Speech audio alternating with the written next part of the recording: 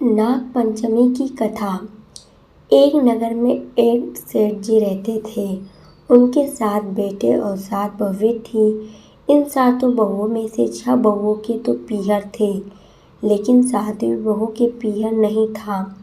जब वह गर्भवती हुई तो उसे घेवर खाने की इच्छा हो रही थी। उसके पीहर नहीं था तो उसने एक घेवर चुरा कर पानी भरने गई, तब ले गई। वहाँ जाकर पेड़ के नीचे घेवर रख दिया और सोचा कि पानी भरकर आराम से घेवर खा लूँगी। जब वो पानी भरकर घेवर लेने गई तो वहाँ घेवर नहीं मिला। उस पेड़ के पास एक बॉम्बी थी, उसमें एक नागिन रहती थी।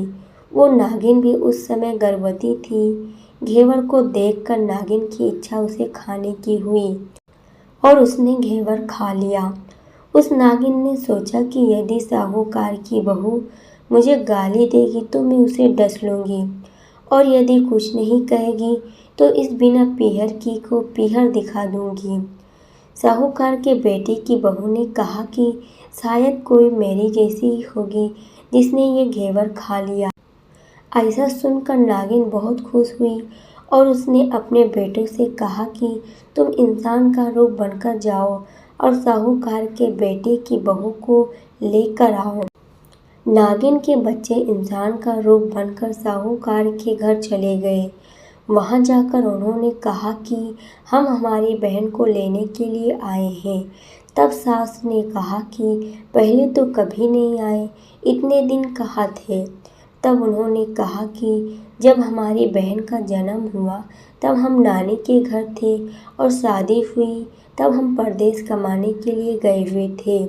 उन लड़कों ने बहुत सारे कपड़े, गहने और मिठाइयाँ बहन के सास और जेठानी के लिए ले गए थे।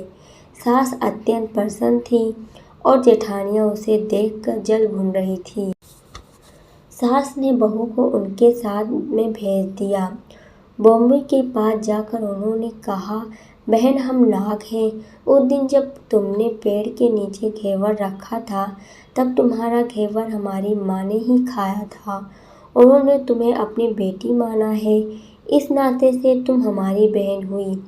बहन अब तुम हमारी पूँछ को पकड़ लो और डरना मत। उनके कहने पर वो पूँछ पकड़कर बॉम्बे में चली गई। वहाँ पर उन्होंने उसे बहुत लाड प्यार और सुख से रखा। वहीं पर उसने एक लड़की को जन्म दिया। जब उसका लड़का थोड़ा बड़ा हुआ तब की बात है, पड़ोसन ने साहूकार के बेटे की बहू को सिखा दिया, अगर तू तेरी माँ की इतनी ही लाडली है तो तू तेरी माँ से कहना कि आज तो नागों को दूध मैं ही पिलाऊंगी। पड़ोसन का ताना उसे सहन नहीं हुआ।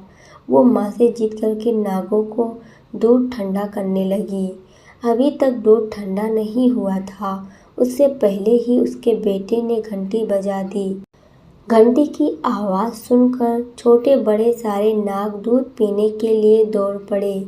जब उन्होंने दूध में मुँह लगाया तो बहुतों का मुँह जल गया। तब नाग क्रोधित होकर बोलने लगे कि हम बहन को काटेंगे। उसकी माँ ने उन्हें समझाते हुए कहा कि इसे मत काटो, ये तुम्हें आशीष देगी। तब साहूकार के बेटे की बहू ने कहा, जियो मनहार नाग नागिन, जियो मनहार खंडिया उड़ावे पीर, बीर उठावे देखने चीर, चीर तो फट जावे पन बीर जाता रेवे। थोड़े दिन बीत जाने के बाद पड़ोसन ने फिर से ताना मारा कि यदि तेरी माँ तुझ पर विश्वास करती तो तुझे 7वें कोठी की चाबी देती। उसने माँ से जिद करके चाबी ले ली और जब ताला खोला तो अंदर झूले में बाबा नाग झूल रहे थे। उसने बाबा नाग से कहा, सत्य सिया राम बाबा। उन्होंने कहा कि तूने सत्य सिया राम कर लिया, वरना मैं तुझे डस लेता। तब उसने कहा कि आप तो मेरे पिता हो, मुझे कैसे डस सकते हो, और बोली, जियो नाग नागनी, जियो वसुकी नाग, जिन मेरो लाड लड़ावे 9 करोड़ का हार।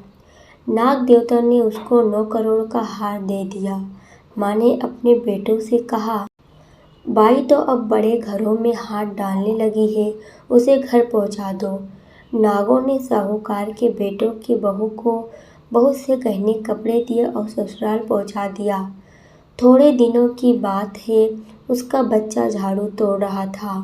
ताई ने कहा, झाड़ू मत तोड़, इतना तोड़ने का शौक है तो तेरे नाना मामा के यहाँ से ले आता। साफो ने सुन लिया। माँ से जाकर कहा। माँ ने कहा, 2 झाड़ू सोने के बनवाओ, 2 चांदी के बनवाओ और दे आओ। ताई ने देख कर जल गई। कहने लगी, इसके तो ताने मारने से धन बढ़ता है। कुछ दिनों के बाद की बात है, बच्चा गेहूँ बिखेर रहा था। ताई ने ताना मारा, गेहूँ बिखेरने का शौक है तो नाना मामा से ले आता, हमारे यहाँ तो मत बिखेर। सापों ने सुन लिया। जाकर माँ से कहा। माँ ने कहा, 2 बोरी दाने सोने के घड़ाओ, 2 बोरी दाने चांदी के घड़ाओ और दे आओ। ताई और जल गई। कहने लगी, इसे ताने मत मारो, इसका धन बढ़ता है। छोटी जेठानी लकड़ी लेने गई। वहाँ सांप था। उसने सोचा, सबसे छोटी को भेजना चाहिए, सांप उसे खा जाएगा तो मुसीबत मिट जाएगी। छोटी बहू लकड़ी लेने गई तो वहाँ सांप बैठा था। बोली, भैया राम राम। सांप ने झट से बिछुआ दे दिया। पहनकर छम छम करती चली आई। जेठानियाँ देखकर जल गई। 2-4 दिन बाद पान की गठरियों में एक सांप देखा तो बड़ी जेठानी ने सबसे छोटी को पान लेने भेजा। उसने सोचा, आज अवश्य सांप काट लेगा। सांप को देखकर छोटी बोली, भैया घर के क्या हाल चाल हैं? घर में सब ठीक तो हैं? सबको मेरा राम राम कहना। सांप ने मुंदड़ी पहना दी। जेठानियाँ फिर जल कुड़ गई। उसका पति दुकान से आया तक सिखा दिया कि तेरी बहू के तो सांप बिच्छू से दोस्ती है। साहूकार का बेटा अपनी पत्नी से रात को कहने लगा, सच सच बता, सांप बिच्छू तेरे क्या लगते हैं जो तुझे काट खाने के बजाय गहने देते हैं? पत्नी ने कहा, वो तो मेरे भाई भतीजे लगते हैं। फिर उसने सारी बात अपनी पति को बताई। पति ने कहा, तो क्या तेरे भाई भतीजे तुम्हें ही बुलाते हैं? कभी अपने जमाई यानी हमें तो बुलाते नहीं हैं। आने कोने में छुपे सांपों ने बात सुन ली तो जाकर अपनी माँ से कहा। माँ ने कहा, दोनों को बुला लाओ। वे इंसान का रूप बनाकर दोनों को व बच्चे को बुला लाए। खूब कपड़े गहने देकर तीनों को विदा किया। ऐसा समर्थ पीहर नाग पंचमी की कहानी कहने वाले को, नाग पंचमी की कहानी सुनने वाले सबको मिले। जैसे अनपीहर वो पहले रही थी, किसी को भी न रखे। ये थी नाग पंचमी की कहानी। हम आशा करते हैं कि आपको नाग पंचमी की कहानी पसंद आई होगी। अगर पसंद आई होगी तो लाइक ज़रूर करिएगा, कमेंट बॉक्स में जाकर कमेंट भी ज़रूर करिएगा। अगर चैनल पर नए हो तो प्लीज़ चैनल को सब्सक्राइब जरूर कर लेना।